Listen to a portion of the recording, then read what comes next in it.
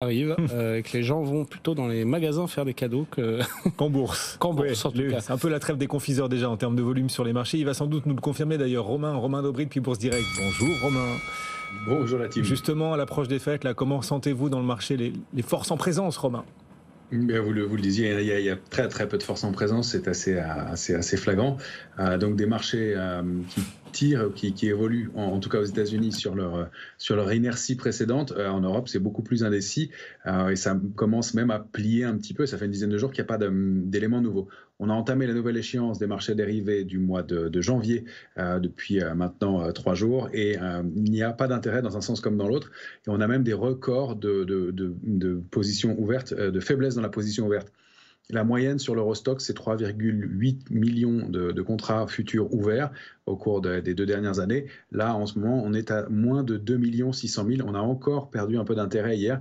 C'est dire que les opérateurs sont très en retrait. Alors, ça n'est pas un signe de faiblesse à proprement parler, mais ça veut dire que sur ces niveaux-là, les opérateurs n'ont pas reconduit leur position sur la nouvelle échéance, qu'ils sont en retrait. Donc, et en revanche, on n'a pas de pression baissière à ce stade, mais probablement difficile de prendre des initiatives tout de suite. Donc, ça laisse pencher plutôt le scénario pour une petite consolidation à court terme, même si globalement la photographie est bonne, mais que le marché a besoin de souffler, évidemment.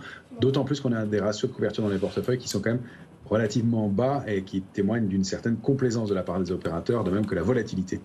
On est à 7582 là sur l'indice CAC 40, Romain. Quels sont les prochains seuils?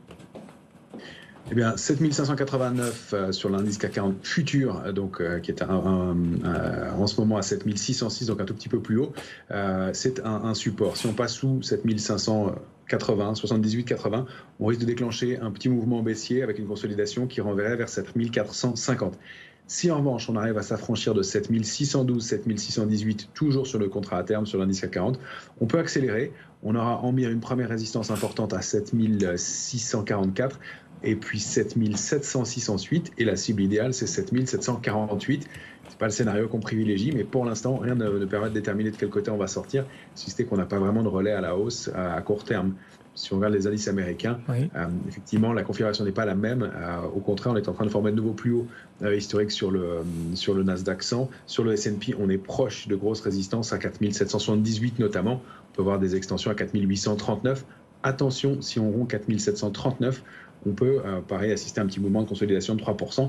On n'a pas connu de mouvement de consolidation comme ça depuis plusieurs semaines maintenant, évidemment. Voilà quelques-uns des seuils techniques à ne pas rater sur la séance du jour sur les marchés. Et ça pourra paraître paradoxal à ceux qui nous rejoignent, mais quand les volumes sont faibles, la volatilité peut parfois s'accélérer. On va rester très très attentif. Et sur les indices américains, ensuite très près un potentiel record sur le S&P 500. Julie aussi vous interroge, Romain. Oui, bonjour Romain. Alors il y a un titre qui est dans l'actualité, c'est Atos. Quels signaux techniques vous observez sur ce titre ? Eh bien, bonjour Julie. Eh bien, effectivement, Atos, elle forme une structure de retournement haussière potentielle depuis le mois d'août dernier. Elle a validé cette sortie en début de semaine avec une accélération et le débordement de la zone, je vais prendre une zone large, 6,82, 7,32.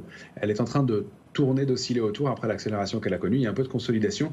Il faut dire qu'il y a une position short, une position vendeuse spéculative sur le titre qui est assez importante. Donc il y a une grande bagarre et puis pas mal d'incertitudes autour du titre. Donc il ne faut pas repasser sous 6,82. Mais si on arrive à se réinstaller franchement au-delà de 7,32, la première cible c'est 8,54, mais la cible idéale du mouvement c'est 10,51 qui est un niveau de résistance intermédiaire. La grosse résistance au-dessus c'est 11,70. Ce serait déjà une très belle recovery pour un titre qui a maintenant cessé de baisser uniquement depuis le mois d'août dernier uniquement. Atos, effectivement, qui se distingue, des signaux techniques intéressants, vous le disiez, et puis Airbus qui manifestement s'intéresse bel et bien à son activité Big Data et cybersécurité. Atos aujourd'hui sur le autour de 17h35 depuis vos bureaux de Bourse Direct. Ah, Noël, petit pas marché.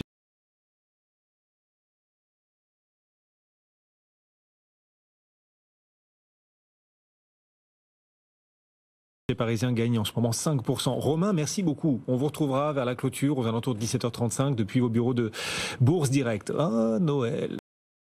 Papa Noël va peut-être passer ce soir avec un pacte de stabilité qui pourrait, ça y est, être décidé par les pays européens, puisque la France et l'Allemagne, c'est le premier cadeau de Noël de cette fin de l'année. Oui, la France et l'Allemagne se sont mis d'accord à 100% sur l'avenir du pacte de stabilité. Les ministres des Finances et de l'économie de la zone euro sont désormais réunis en visioconférence pour tous s'accorder sur cette proposition désormais franco-allemande. Un accord est possible ce soir. Les pays qu'il va falloir convaincre et pour lesquels ce sera peut-être un peu plus compliqué, l'Autriche, la Finlande, la Suède et les Pays-Bas, mais ça devrait sans doute le faire quand même. Et voilà, peut-être un cadeau de Noël de l'Europe ce soir, ce pacte de stabilité qu'on attend et qui pourrait être effectivement